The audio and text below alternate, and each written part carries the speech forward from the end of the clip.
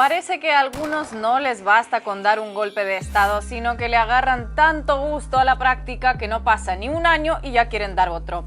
Algo así le sucedió al ministro de Defensa de Jeanine Áñez, que en los días previos a la victoria electoral del actual presidente boliviano estuvo sopesando contratar mercenarios para impedir que Luis Arce tomara posesión de su cargo.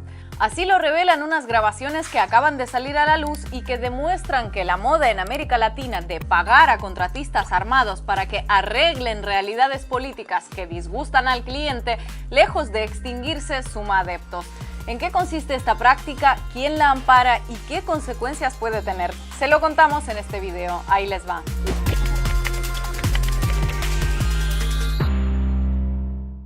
Un extenso reporte del portal The Intercept, respaldado por la grabación de varias llamadas telefónicas y el acceso a una serie de emails, detalla cómo en los días en que Luis Arce fue elegido presidente de Bolivia, el ala militar del ejecutivo de Jeanine Áñez buscó dar un golpe de estado, u otro según gustos. El centro de la investigación está en una larga conversación telefónica entre el entonces ministro de Defensa, Luis Fernando López, y un contratista estadounidense llamado Joe Pereira. También interviene como traductor un sujeto apodado Cyber Rambo. Ojo, solo por si acaso, si todo esto les parece sacado de una peli barata de acción, no nos culpen a nosotros ni a The Intercept, sino a los involucrados en la trama. Aclarado esto, prosigamos.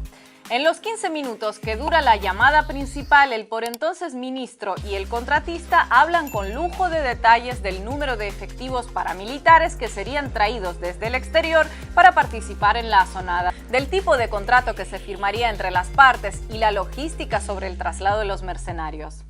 I can get up to 10,000 men with no problem. I don't think we need 10,000.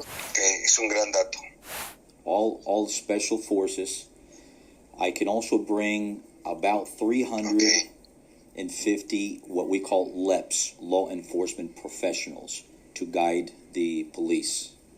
En la conversación telefónica, el contratista estadounidense se esfuerza en aclarar que el hecho de que las fuerzas militares fueran a embarcar en aviones desde Miami no implicaba de ninguna manera que Washington fuera a estar involucrado. Faltaría más. La manera en la que esto funciona, señor ministro, va a ser recoger a estas tropas de manera como si ellos fueran contratistas privados, bajo ninguna representación del Estado americano. Los vamos a poner en contratos para compañías que ya están trabajando en Bolivia. Son compañías que van a disfrazar el contrato con el personal militar. Excelente. Sin embargo, cuesta bastante imaginar cómo una operación de semejante calibre y complejidad podría llevarse a cabo sin el visto bueno de las autoridades estadounidenses, al menos por omisión. ¿Aló? ¿Aduana Central? Mire, lo llamo de pista 3. Es que resulta que están preparando un embarque aquí y no sé, me huele algo raro. Para empezar, son varios aviones militares. Y piensan subir bastantes personas en ellos.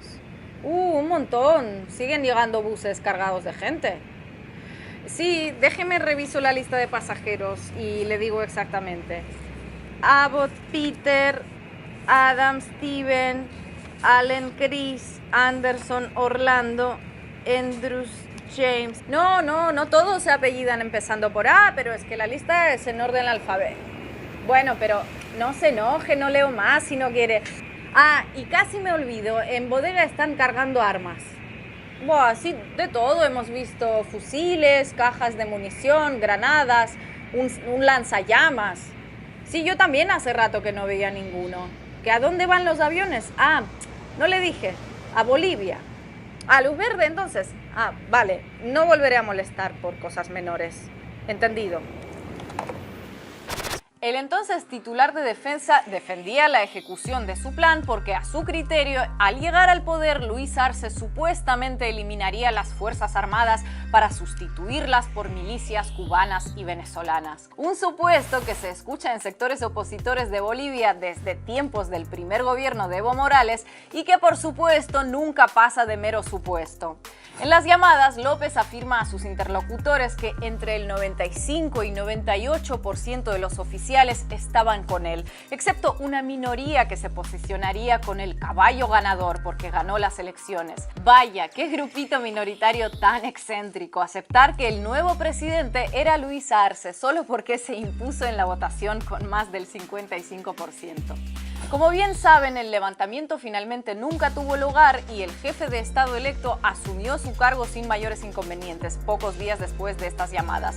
¿Qué pudo ocurrir entonces para que se frustrara el plan concebido por el ministro López y Joe Pereira con la mediación de Cyber Rambo? Desde luego no tuvo nada que ver ningún súbito despertar democrático de la conciencia en el que los conspiradores cayeron en cuenta de que el pueblo boliviano se había expresado en las urnas y había que respetarlo. Nada que ver. El detonante de que nada detonara fueron los desacuerdos de Luis Fernando López con el ministro de Gobierno Arturo Murillo, que controlaba la policía, sobre el rol que debía jugar esta en la zonada. También pudo pesar el miedo a quedar aislados, incluso en el caso de que triunfara el plan, porque si algunos se dejaron convencer de que en 2019 no hubo golpe, sino nada más que una sugerencia de las Fuerzas Armadas a Evo Morales para que dimitiera, imaginarán cómo un plan con 10.000 mercenarios armados llegados en aviones iba a resultar bastante difícil de presentar como una nueva sugerencia, pero esta vez a Arce. Sea como sea, ese fracaso o miedo al fracaso a la hora de concretar un acuerdo no impidió que López y Murillo huyeran juntos hacia Brasil pocos días antes de la asunción de Arce. Por lo que se sabe, López sigue en Brasil. Murillo, en cambio, siguió viaje a Estados Unidos, donde pensó que estaría más a salvo de las autoridades bolivianas. Y la estrategia le salió bien, pero solo a medias, porque las autoridades estadounidenses lo arrestaron por un escándalo de sobornos y lavado de dinero cuando importó gases lacrimógenos a Bolivia mientras era ministro de Áñez. Las vueltas que da la vida. Antes de terminar, dos apuntes sobre las conclusiones que pueden extraerse de estas revelaciones. Uno, y yo sé que con esto siempre nos ganamos todo tipo de epítetos mezclados con invitaciones a visitar Bolivia en un tono muy poco hospitalario, pero ¿qué podemos hacerle? Esta trama revelada vuelve a poner en entredicho que la llegada al poder de Jeanine Áñez en noviembre de 2019 fuera algo remotamente similar a una sucesión constitucional.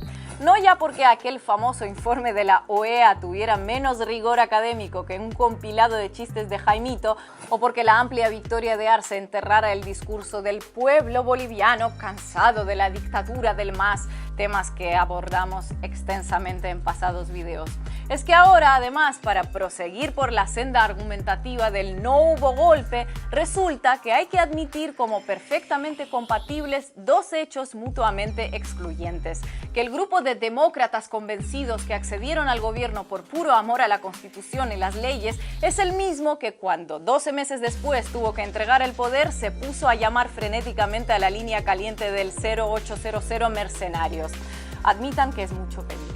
Dos, y tal vez más importante, que esto podría ser indicio de una nueva tendencia regional, ya que el frustrado intento de desembarco de mercenarios armados en Venezuela dejaría de ser un suceso aislado en el presente siglo. Si recuerdan, en mayo de 2020, un grupo de hombres armados entró ilegalmente en Venezuela con el objetivo de iniciar una insurrección armada en el país. La intentona fracasó y la gran mayoría de sus integrantes terminó preso o muerto al enfrentar a los militares venezolanos. Aunque como en todo fracaso que se precie, nadie quiso admitir tener algo que ver con él, también surgieron audios que comprometían directamente a líderes de la oposición venezolana. El parecido entre aquella operación Gedeón en Venezuela y el frustrado plan ahora revelado en Bolivia sobresale hasta en las llamadas. Para el momento en el que los 130 aterricen en Miami, los contratos van a estar escritos y firmados. I think we're ready to sign. You have the contract in your hands, yeah. And the thing that we have to do is sign. We can absolutely do this with no problem. And I think that we'll be ready to start the whole thing. Es lo que va a permitir que realmente Bolivia se levante nuevamente y no permita el gobierno de Arce. Esa es la realidad. We will do the right thing for our country, and we are in a very hard humanitarian crisis, and we have to resolve this situation. Ya saben que en Ahí Les Va en ocasiones abordamos los temas noticiosos en tono sarcástico, pero no porque nos parezca que sean asunto de broma o no deban tomarse en serio. Y este caso no es la excepción, porque el hecho de que hasta ahora estas intentonas de contratar mercenarios para cambiar situaciones políticas en América Latina hayan llegado a poco o nada no es motivo para quitarles importancia, al contrario. De hecho, muchos de quienes las desdeñan como delirios a cargo de individuos que actuaban por su cuenta serían de los primeros en anotarse para la foto si los delirios de lobos solitarios se hubieran hecho realidad. Y el hecho de que de momento estas aventuras hayan fracasado estrepitosamente no las hace menos peligrosas, sobre todo si tenemos en cuenta que por lo visto para algunos siguen siendo muy tentadoras.